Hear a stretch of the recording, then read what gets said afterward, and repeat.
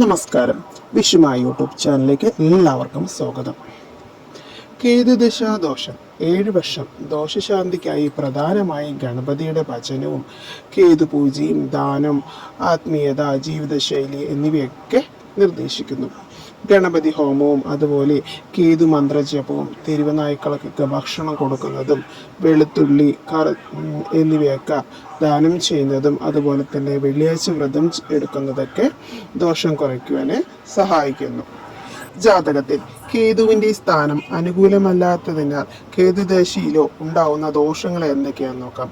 മാനസിക അസ്വസ്ഥത, ശാരീരിക പീഡനം, ബന്ധുവിരോധനം, ധനനാശം, ദാമ്പത്യ പ്രശ്നങ്ങൾ, ജോലിയിൽ തടസ്സങ്ങൾ എന്നിവയൊക്കെ കാരണമാകുന്നു.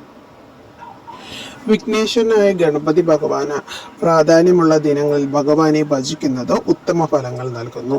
തുലാമാസത്തിലെ തിരുവോണം, മീനത്തിലെ പൂരം, മലയാള മാസത്തിലെ ആദ്യത്തെ വെള്ളിയാഴ്ച എന്നീ ദിനങ്ങളിൽ ഗണപതി ക്ഷേത്രം നടത്തി യഥാശക്തി വഴിപാടുകൾ ചെയ്ത് പ്രാവർത്തിക്കുന്നത് ഭഗത് പ്രീതിക്കും കാരണമാകുന്നുവെന്ന് വിശ്വസിക്കുന്നു.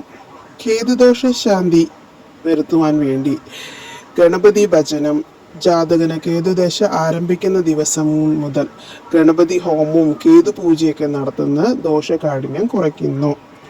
പിന്നീട് ദശാകാലയളവിൽ എല്ലാ പക്കപ്പിറന്നാളിലും മാസം ജന്മനക്ഷത്രം വരുന്ന ദിവസങ്ങളിലെ ചതുർത്ഥി ദിനത്തിലോ കേതുദോഷ ശാന്തിക്കായി പ്രാർത്ഥനയോടെ ഗണപതി ഹോമം നടത്താം. ഈ കാലയളവിൽ ദമ്പതിമാർക്കിടയിൽ അകൽച്ച അല്ലെങ്കിൽ വിരഹം, പിരിഞ്ഞു പോകാമെന്ന സ്ഥിതി എന്നിവയൊക്കെ ഉണ്ടായാൽ ദാമ്പത്യ ഐക്യത്തോടുകൂടി സംവാദ സൂക്ഷ്യം കൊണ്ട് ഗണപതി ഹോമം നടത്തുന്നത് നല്ലതാണ്. കേതുദശ ആരംഭിക്കുമ്പോൾ തന്നെ കേതുപൂജ നടത്തുന്നത് നല്ലതാണ്. ഓം കേതുവേ നമഃ എന്ന മന്ത്രം ദിവസം ജപിക്കുന്നത് ഉത്തമമാണ്. ശനിയാഴ്ചകളിലോ ചൊവ്വാഴ്ചകളിലോ കേതു സംബന്ധമായി ദാനങ്ങൾ നടത്തുന്നതും അതുപോലെ കറുപ്പും വെളുപ്പും കലർന്ന പുതപ്പ്, എള്ള്, കടുക്, വസ്ത്രം എന്നിവ ദാനം ചെയ്യുന്നതെല്ലാം നല്ലതാണ്. നായ്ക്കൾക്കും പ്രത്യേകിച്ച് കറുത്ത നായ്ക്കൾക്കൊക്കെ ആഹാരം നൽകുന്നത് കേതുപ്രീതിക്ക് വളരെ ഉത്തമമാണ്. കേതുദോഷകാലം ഭയങ്കര കഠിനമെന്ന് തന്നെയാണ്. അതുകൊണ്ട് ശത്രുക്കളുമായി കലഹങ്ങളും ബന്ധുക്കൾക്ക് വിരോധവും അങ്ങനെയൊക്കെ ഒരുപാട് സാമ്പത്തിക തകർച്ചയും അന്യദേശീയ വസ്തുനൊക്കെ ഇടയുള്ള സമയം തന്നെയാണ്.